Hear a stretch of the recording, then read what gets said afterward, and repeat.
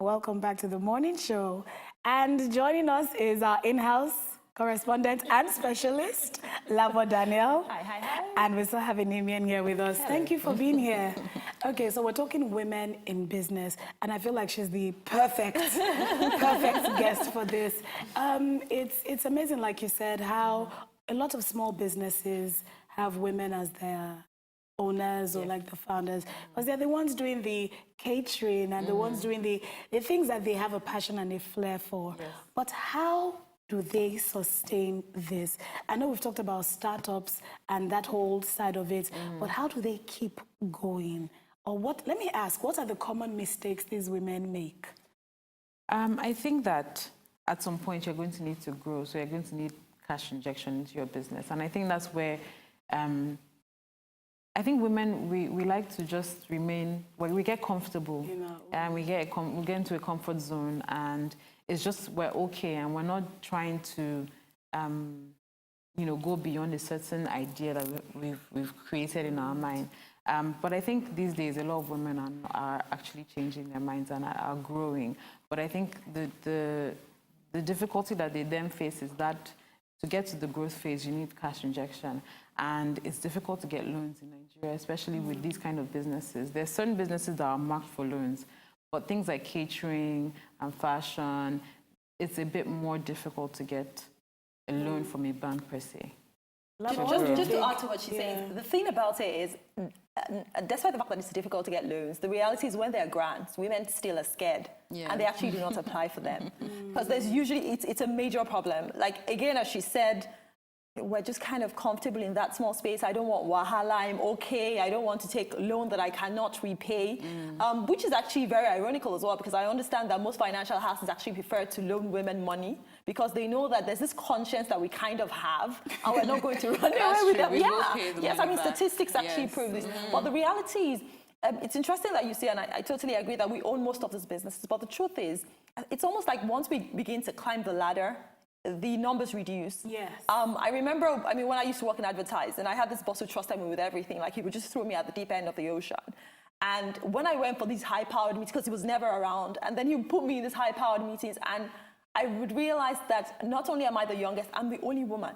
At some point, I'm like, where are all the women? I don't know, maybe they don't work in advertising, but even when I started working for Dutch, it was the same thing. And I'm like, what is going on? Why are the numbers smaller? I think as women start to even build families and start families, they feel like they cannot balance both. Now, I don't think I'm an expert in that area yet because I don't have kids, none of that. But how do we encourage these women to actually stay? Like, we tell them you can build a family and still run your business, because I think that's what the problem is. Yeah, I agree. But the thing is, again, mentorship.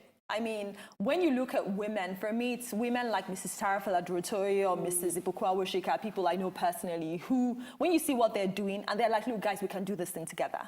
Look, I've done this before you.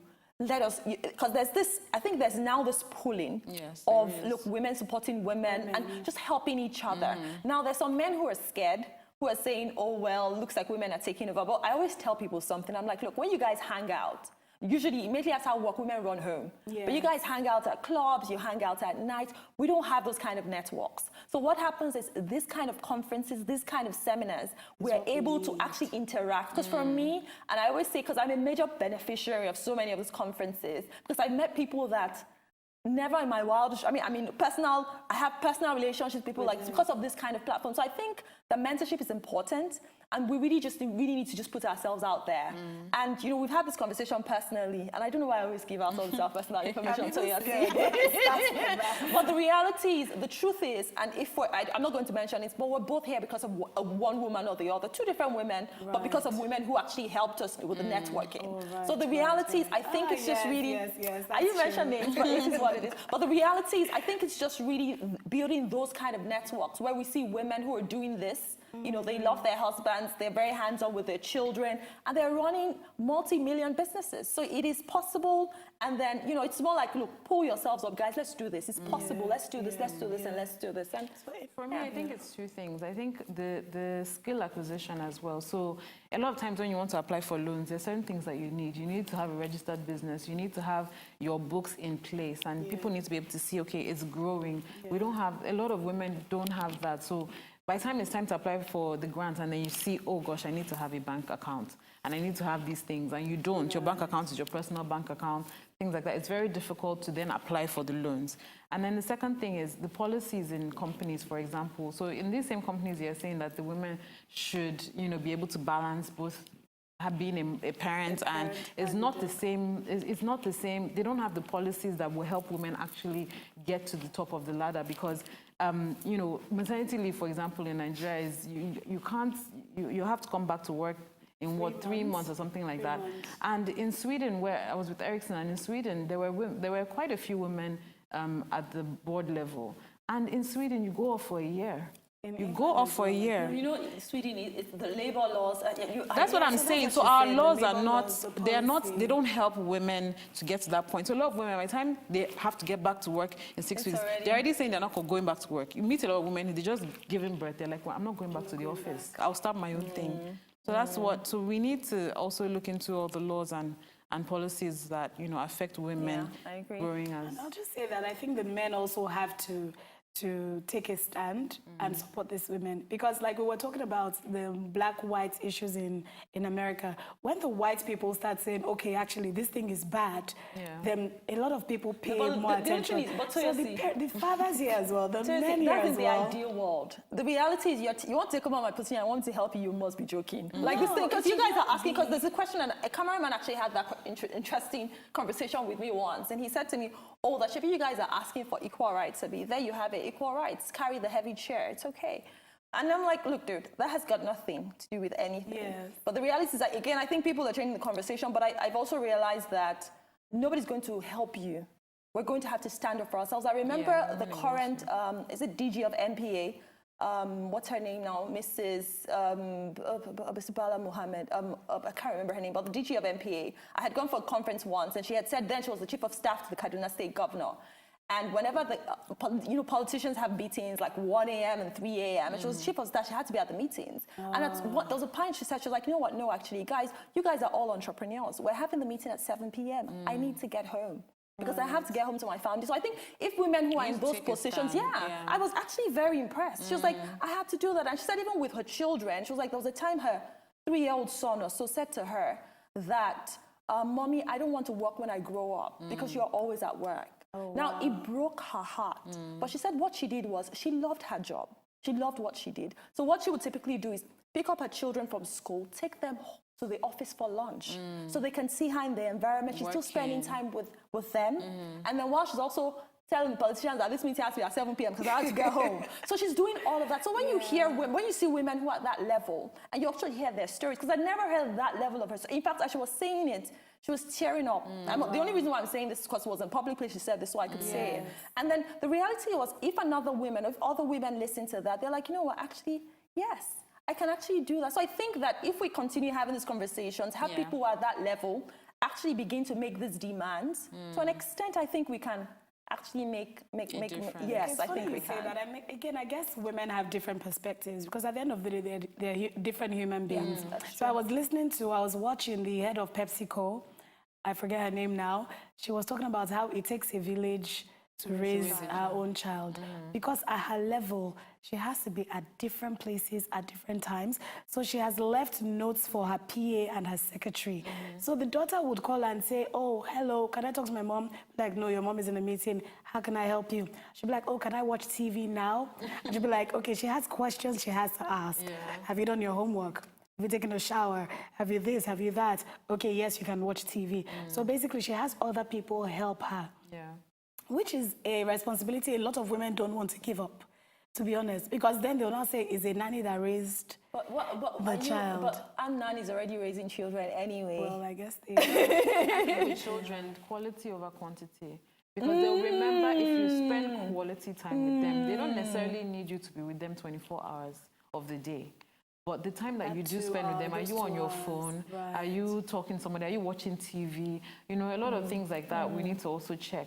But I believe that, you know, if, for example, even like having flexible working hours, we don't have to sit in front of you working for you to know that we're working. True. You know? It's true, we don't. that I Yeah, do. it depends on the kind of office, obviously. But things like that are the kind of policies that can be set in place to actually assist women to actually be able to also bring their children up, but as work effectively as well. You know? Yeah. And in terms, you wanted to say something? No, I mean, just to add to what she was saying about quality over quantity, I remember having a conversation with a teenager, and I was with him for just an hour, and I realized he was doing drugs. His mom's a housewife. She didn't know. So the reality is, it's not about being a housewife. It's not about being an entrepreneur who works from home. It's actually about spending that quality time and asking the right questions. Because the reality was they found out about 6 months after, and then they thought it was a spiritual attack. I'm like, guys, look, there's no spiritual anything. You know, because he would always come back from school. He was always in fights every time. I'm like, you know, I just didn't know how to tell this to you, but I had this conversation with him 6 months ago. And then he's doing drugs. You need to, yes, do you understand? But the reality is, You waited 6 no, months. it wasn't so much as to me waiting 6 months. It was more about, the reality is you also have to be careful with the way you have conversations with parents. They might not be ready yes, to hear and then it. also, and this comes from me also teaching teenagers over the past 10 years. I always say it's not my primary responsibility to raise your child. I will try and I will do all that I can. But the reality is your child is still your primary responsibility, and that's the truth. I will help. Because, you know, parents are also funny. Everybody has that impression. I raised my son well, you don't know what you're talking like about. what happened with Mrs. Mugabe. Do you understand? Exactly. Yeah. Do you understand? So you also, as a teacher, you have to be careful. So that was my careful run. And when it all came out in the open, I'm like, okay, now, so should we now have this family meeting and sort it out? So that really, really, really is a quality over quantity. And I know that women are primary, you know, we're the ones who are primarily taking care of the children, but the men too need to step up. No, but And men are joining. trying these days. They're Yeah, trying. but paternity leave is 1 week, maternity leave is 6 weeks. My brother we need to share. took a three-week maternity leave. That's nice. Maternity leave. So men abnormal. are trying. Men are trying. A good But percentage. I totally enough. agree. We need to do Okay, this. but back to women in business. How do we change this perception? Because a man is firm and hard, and everybody says, I know you know where I'm going with this, and everybody says he's a good oga in this setting. But a woman does the same thing. Won't be tied if she's not married, because they'll say that's why you cannot find a husband. In Nigeria. That's why in Nigeria. That's why you don't have a husband. Do you understand? Yeah. Well, how do we change this narrative? I don't know how we can change Because it. I women think have to that be firm we need as to well. be firm. I think you need to do Yeah. what you need to do. I think people will eventually have to catch on with how life is. That's just how it is. I agree. And you know, for me, funny enough, at some point I began to get worried about myself because I liked women who were firm. I began to like That people. power. Yes, you know, and then for me, I'm about results. If it's going to get you results, please, by all means. Now, we all have different personality types. You don't necessarily, being firm doesn't Exactly. necessarily mean you're wicked. I mean, there's so many great female bosses. Like, there's so many, they're getting results, and they're carrying everyone along. And in fact, the reality is still about diversity, because back to these board meetings I used to be on, the reality was I realized really that women were different from men. And even though I was the youngest, or I was the only female, the reality was they were all always thinking a certain way. So they were always thinking of money. But for me, I realized that, look, you guys, there are people involved. And when we love people more than money, we'll make more money from people. Right. So it was just bringing that perspective in. And they're like, okay, you know what, actually, that's true. That's true. By the time my boss came back, and then he started to attend the meeting, they were like, no, where's Labo? We cannot have you here. We want Labo. You know, so I think that there's that angle that women bring to the Exactly. table. For example, even when journalists cover war, so the men are talking about the armory, the weapons, and you know, the women talking yeah, about the exactly. And women are people. talking about the families. We're Yeah. talking about the kind of damages we have. So at the end of the day, everyone is equally important. And I think that the more boards begin to understand that, apart from even women and men, age as well, the more we begin to broaden that horizon. Honestly, I think the world and countries generally, companies even, would really, really, really thrive even more. Yeah. I even think, like, if you think about, like, in the market, for example, the female sellers, the male sellers, there's not really any difference. Nobody says, oh, she's being too difficult, when I'm trying to haggle the prices. Right. So what changes? I think what that's changes? because it's a market. No, but what what changes? Because changes the woman really? is just as Yeah, tough as the I man agree. when she's trying to Right. haggle her services. So all of a sudden, when it becomes maybe, I don't know, a proper, office setting or a business that is set in that kind of setting, all of a sudden, a woman being firm and tough becomes a problem. And I'm not really sure why. I guess people just imagine that guys need to be tough and then women need to be soft and pliable. A But woman it's should be all seen, about not personality types. I So, guess. Yeah. I guess. Interesting. Okay, so I was reading up on statistics of, I think it was, no, not I think, I actually know, in America, there was a large percentage of women who were successful but divorced. So it's like, it seemed like a trend. Like the higher you go on the ladder in the corporate world, the more difficult it is to keep your home. I will put holes in those statistics because men too who go higher up, a lot of them are divorced as well. So I don't know if it's a woman thing. I think it's a woman thing because, like you said earlier, the woman is the primary caregiver. So she's the one people will look at.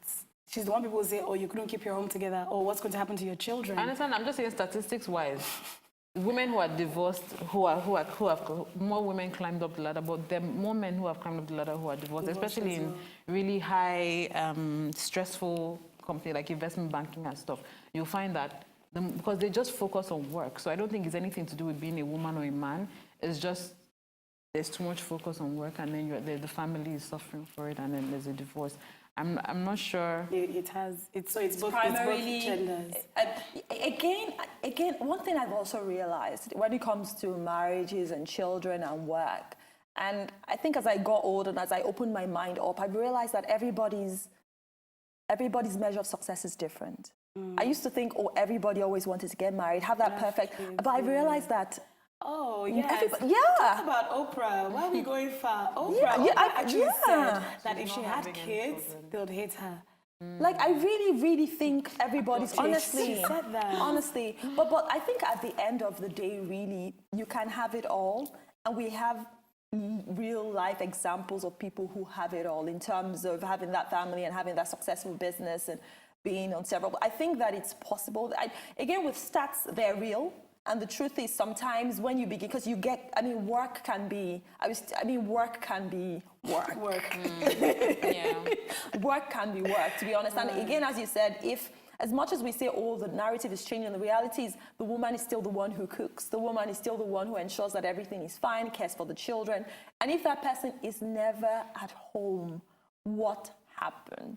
You get a cook. No, but the thing is, it's not, but the reality is, really, like, it's not seriously, really that. when I attended the TFD series, Okay. Sibukwa Awashika said that whatever you need to put in place to keep your home going, you don't have to eat the food that my hands cook. There's nothing special about the food that my... if you remember also, the thing is, did you have that conversation when you started? Because the truth is, a lot of people, because once you start making all that, you used to make fresh food before, the business is growing, it's out of No, I always tell every woman, if you're ready to make fresh food, whatever you start with, be willing to have an argument or a discussion about it when it's changing. Negotiate, that's true. But from the beginning, I knew that was not, fresh food is not my forte. No, but women also pretend. Women pretend a lot. You're not going to continue what you started. No, I don't But you're like, you know what? I don't start what I can't continue. No, I don't start what I cannot continue. No, but that is you. And that's why I always warn women when they're getting married. It's like, just be yourself and be truthful. That is be true to who you are. Yes, in fact, dumb down some things that you can do because it's better. Because I don't know why all of it, I don't know why I need to be the one who cooks. Yeah. And then when we're both working, we're leaving the house at the same time, we're coming back, I might even come back after you, and then you really believe that it is necessary for my hands to be the one that serves you dinner. Okay, I'm just going to let both of you understand that some mothers are watching this show right now and they're thinking, girls of nowadays. It's not, it's just the reality of life. No, but it depends on, again, I think that it also, when you look at some of the most successful men in the world, which is, I think it was Bill Gates and who's the second? Warren Buffett, who said the most important decision you ever make in your life is the person you marry. So marriage is really that important. So the question is, for both of you, what do you want? Because some people are very stuck on those roles. Yeah, that's what I'm like, saying. Truth, So like it needs people to are be- like, my wife will cook, is only, like people, and it's okay. For me, I think it's okay, as long as that's what you want. And that's what she agreed you to. know, and that's what I'm saying, as long as that's what you want, and you communicated it, and the wife said it was okay. at the Yes. beginning. Because the truth Well, is, we know that. But we you know also that. need to be able to change the goalposts. but Like, the- you can't be stuck. that's in an ideal world. Okay, we're going to have to wrap this up, but I'd like to carry on this conversation after the show. I hope that's fine. What's one final word to a woman in business? I would say keep yourself motivated. You can do it. You can do whatever it is that you set your mind to do, Right. whether you're a woman or a man. Okay. It doesn't stop you. Labo, final word for a woman in business. You're more than enough. You're more than enough. You can actually do it. That's powerful. I feel like I'm more than enough. Thank you so much for being guests on the show. Thank you. Well, that brings us to the end of the morning show. I'm Toyosi Phillips. Thanks once again to all my guests and to you guys for watching. All that's left for me to say is enjoy the rest of your morning and, of course, the rest of your day.